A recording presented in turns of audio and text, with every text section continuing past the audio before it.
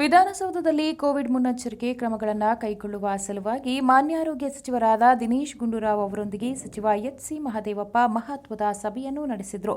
ಈ ಸಭೆಯಲ್ಲಿ ಕೋವಿಡ್ ನಿಯಂತ್ರಣಕ್ಕೆ ಹಲವು ರೀತಿಯ ಸಾಧಕ ಬಾಧಕಗಳ ಬಗ್ಗೆ ಚರ್ಚಿಸಲಾಯಿತು.